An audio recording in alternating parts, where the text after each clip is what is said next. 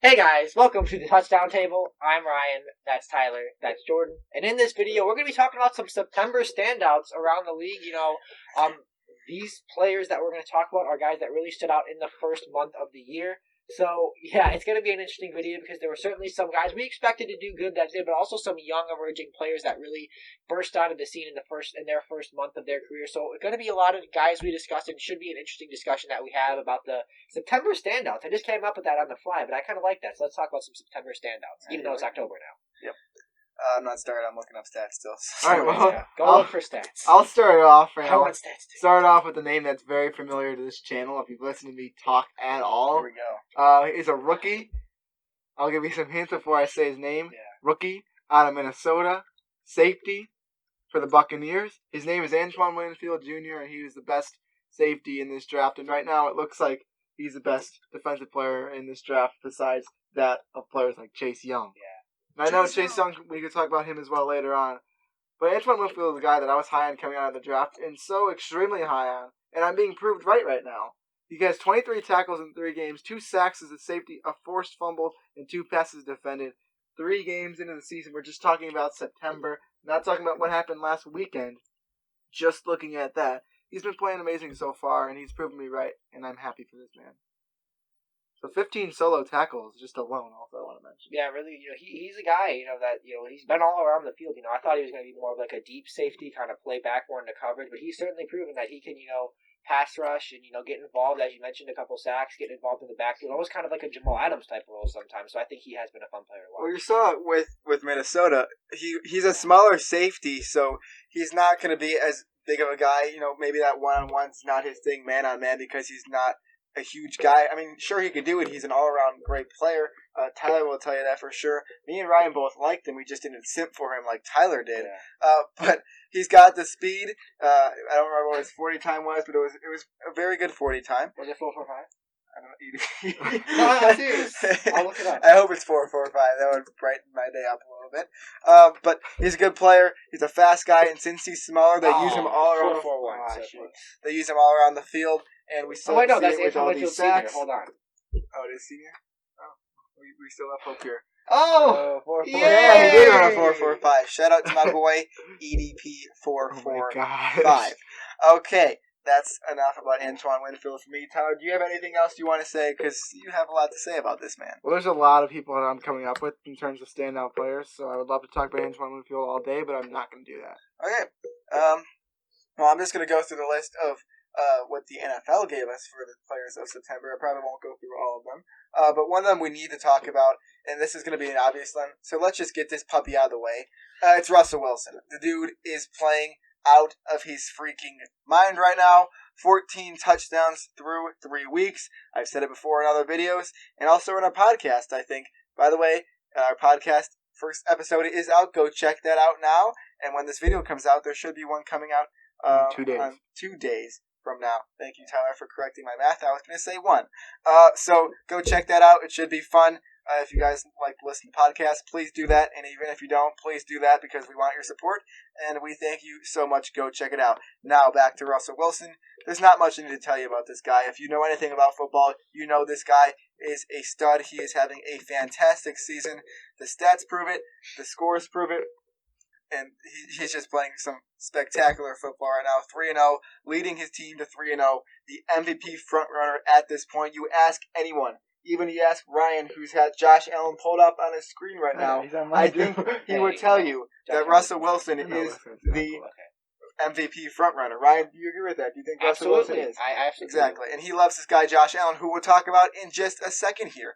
But let's just look at the stats for Russell Wilson so far this season, and there's still a lot more to be added to this. First game against Atlanta, 322 yards, 322 yards. Some people like me to say it like that.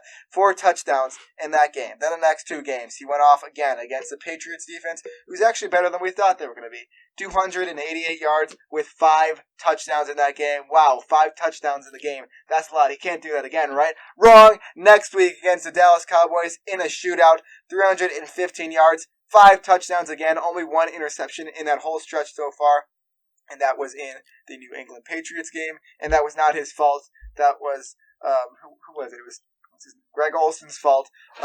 because he tipped the ball up for the defense. It was actually a pick six. That was not his fault. We could just basically wipe that off the stat sheets because that's not on him. But Russell Wilson, he's my MVP candidate before the season. He's my MVP From the candidate beginning. right now. And by week 16 and into the playoffs, I suspect this guy to be mine and most people's MVP candidates. This is the year he'll at least get one MVP vote, right? Yeah, absolutely. At least. I hope so. Yeah. Anyways, long rant by me. Yeah, we gotta slow this down because I got plenty of players. No, that was a lot of truth in that. Yeah, Russell you're right. Wilson, I think, is got to be undisputed MVP after 3 weeks. There's some other guys maybe can throw in there, but a guy who's not too far behind is Josh Allen. From the beginning, since before this season started, really all offseason, I've been high on the Buffalo Bills and Josh Allen in particular.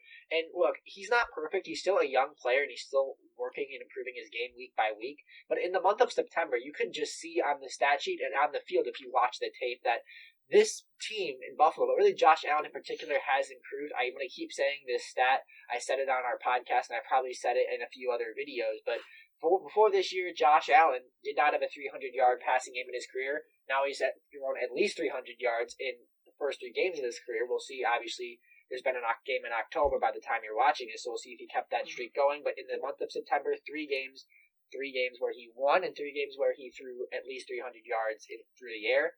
1 game was 400, actually. But you look at Josh Allen and what he did. I think that in the month of September, we just saw Josh Allen look more confident, look more poised, look more like a veteran. He is still a young guy. This is only his 3rd year, and he's got a rocket arm, but he is starting to understand that I've got a rocket arm, and that's going to serve me at times. But there's times where no one's open, so I could just check it down to Devin Singletary. Devin Singletary is a great back for checkdowns, in my opinion, an elusive back, so he's got that weapon.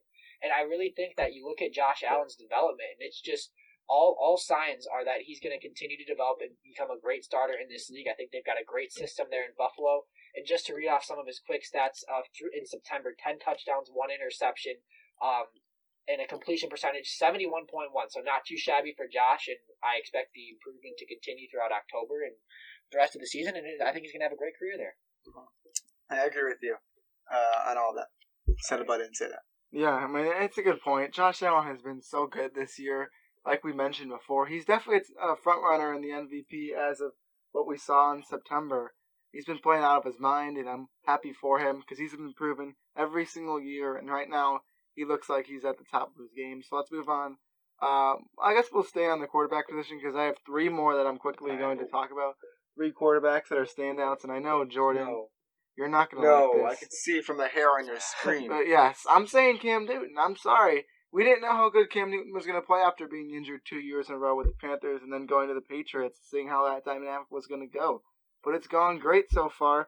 It doesn't look good in the touchdown department, but he has 2 passing touchdowns, rushing touchdowns to go along with that. I'm not exactly sure how many there are. 714 yards, 68.1% completion percentage. So it's not exactly amazing in terms of if you look at the stats, but you watch the games that he's played in, he's made a tremendous impact on, so I want to talk about him. 2 more quarterbacks I want to quickly talk about.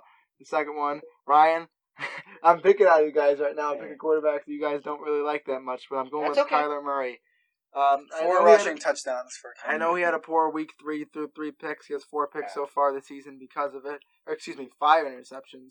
I think he's still going to be fine. We've seen a bunch of rushes from Kyler Murray that have looked like back in his college days. 4 passing touchdowns, 786 yards. And the addition of DeAndre Hopkins on that offense is really helping him out. So he's getting things going in Arizona. Last quarterback I want to talk about, as I'm just going on a run here, is my man Aaron Rodgers. I'm a Bears fan, but that doesn't stop me from loving Aaron Rodgers. He is another MVP candidate right now. 888 yards, 9 touchdowns, and absolutely no picks this year so far. 3 games into it, from what we saw in September. That could change in week 4. I wouldn't be surprised if it doesn't. Yeah, honestly, me too. But he's definitely been one of the top players in September. And Aaron Rodgers is back. People are saying he was declining. No, he's still playing at the top of his game. It's been amazing to watch. Yeah, and one more quarterback that I'd like to mention is Kirk Cousins, okay? Oh, he's got more interceptions than touchdowns this year. That is for me, standout. that is an MVP season for Kirk Cousins. Keep doing this every single time you're on the field for the Vikings. Hopefully good job. Week 4 He's got, let me do quick math, 6 interceptions compared to 5 touchdowns. Keep up the good work, Kirk. All right. Well, hopefully, by the time they're seeing this, week 4 it already happens. Hopefully, he kept up the good work against my That's Texans. true. Recently. We don't know that the stats Speaking are of the going to Vikings. change. Yeah, speaking of the Vikings, I have another guy that's actually like this is genuine. That's actually stood out for the team, and really the only reason that this team what are you is. talking about? What? He didn't stand out. I mean, we didn't say stand out in a good way. I guess, but the guy who stood out in a good way is Dalvin Cook. Yes. And this team has not started out well, at least in September. They're 0-3. I really hope they're 0-4, or else I'm not going to be happy, because then they would have beat my team. But anyway, that's not what this video is about. You look at what he's done on the ground. He has really been a nice safety net for this offense when Kirk Cousins has been bad, which, as you just heard from Jordan, he has been at times. The consistency from the passing game is not there. Dalvin Cook has been that go-to guy. His yards per carry is great. His rate is great. 8 words. It's tough, man. You could. And when you look at this guy, they're getting him involved in a lot of ways, up the middle, to the outside, even in the receiving game. He is a guy that when you watch the Vikings tape, he can do stuff in open space. He's kind of that nice balanced guy of a running back where I think that he can run up the middle. He's strong enough to do that, but he's also versatile enough and, mobile enough to do damage out on the outside and in space. 181 yards in that game against the Titans, week 3. I know they lost that game, but he's the only reason, and maybe Justin Jefferson too, that they were even in that game. I was going to mention. So this guy has just been a workhorse for this team, and if this team's going to have any shot from coming back from their 0-3, hopefully 0-4 start, it's going to start with Dalvin Cook. Yeah, it is. We've had a bunch of standout rookies this year. I want to mention another one. I mentioned him earlier, but Chase Young from the Washington football team. I know he got hurt in week 3, was it? I don't know what week it was that he got hurt. Yeah, I think so. But from what we saw from him, he had 6 solo tackles, 8 total tackles, 2.5 sacks, 1 forced fumble. It's basically what we saw from college with Chase Young, even against these better offensive linemen. His sheer talent and his sheer ability to get past offensive linemen, his strength is so incredible, something that is tough to see in so many other players, and he's so young right now. No pun intended. And he's still, it seems like he could have a Nick Bosa-like impact if he gets back into the game, like Nick Bosa did in his rookie year. So I wanted to mention him as we talked about the defense. Yeah, and as we're talking about defense, and as we're talking about the position of a defensive end, we're going to talk about a guy who's not labeled as a defensive end, but he plays at a defensive end position with the new Steel Curtain defense in TJ Watt. He has been the guy leading that team. His brother JJ has been doing it for a while, and he said, "I'm stepping up. I can do it too, JJ. Watch me do it." And he has been doing it. He's been playing very, very well. He was named the defensive person of September. I forgot what the exact award is called, but AFC. 8 solo tackles, 3.5 sacks through 3 games, and a pick as well. TJ Watt has been playing very, very great. This is a guy that if I didn't choose Bradley Chubb to win my Defensive Player of the Year, and I picked him because I thought Von Miller was going to be there. Anyways, that all went down the drain. But TJ Watt would have been next in line, and he is kind of proving me right, even though I never said it. I expect this guy to keep playing some great football. He already has already. Yeah, that was a good one, Jordan. I'm glad you mentioned it. I kind of forgot to mention him. I want to go to the receiving aspect, and I know the first one I'm talking about is the tight end. Oh, yeah. He's a receiver. I got Darren Waller on here. I know he had Good one standout game that really got him most of his yards and his touchdown, but he was contained by the Patriots in Week 3. Bill Belichick. Contained in Week 1, too. Yeah, I'm saying, but yeah, he was. Not in Week 2? Not in Week 2, but Bill Belichick specifically game planned to get Darren Waller out of the game. He was able to do that. I don't think that's going to have be a major setback for him. I know the stats aren't that amazing, 159 yards and a touchdown. But you can see he's kind of like a wide receiver the way he plays the game. He can block, but he can also get off the line quickly. He's able to run his routes nicely, and he's fast, just like a wide receiver. Now I want to move to the wide receiver position because let's talk about Calvin Ridley. Yeah.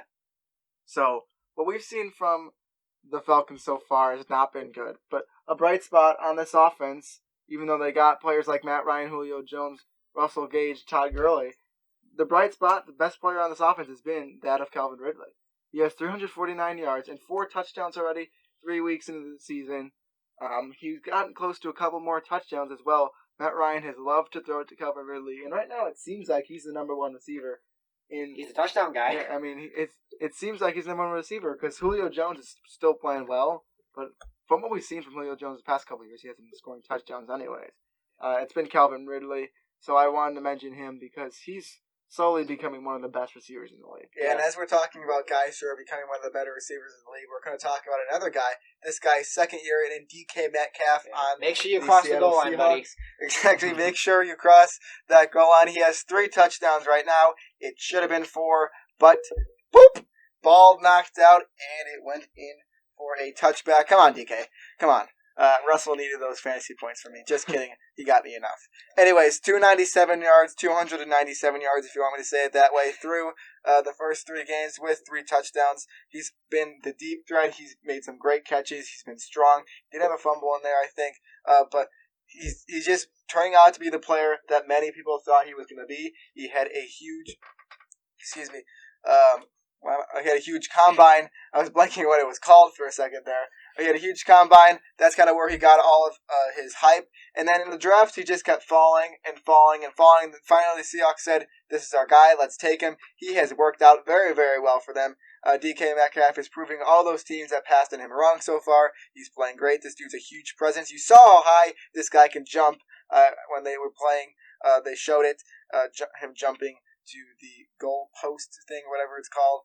So DK Metcalf having a great year so far. Keep watching out for him and this whole Seattle offense right now. They're blowing people away. Do you have anyone else to talk about, Jordan? Because I have 2 more that I want to mention. Go ahead, sweetheart. All right, yeah, I have 2 special teams players that I want to mention. I believe they both won awards in the month of September, but first off, starting with Jack Fox. So I don't know if Jack Fox is a name that everyone knows yet because he's a punter and he plays for the Lions. It seems like, by the way, that the Lions have had a bright spot at punter for a while. They had Sam Martin there for a while, and now Jack Special Fox teams, really, is coming. Yeah, and I mean it's been good for him. But his longest punt so far was 67, which is really good for what he's been able to do with just a short amount of time. 53.1 yards per punt. He's had 13 punts. 2 weeks. Yeah, he's got plenty of practice at punting.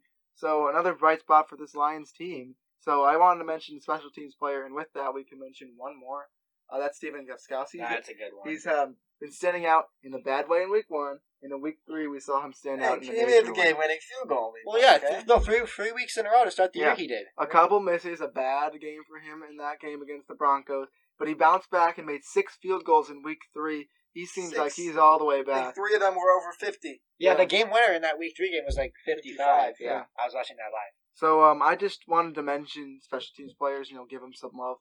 So there's more players we missed out on. This was literally off the top of our head that we did this. But I just want to thank you guys for watching this video. Make sure to like this video, subscribe to our channel, hit the notification bell, comment down below some standout players we mentioned. At the podcast. Take a look at the podcast. Please check it out. Standout players we didn't mention, as well as what you think about the players we did mention. Check out the podcast. That's right. And with that, we will see you guys later. See ya.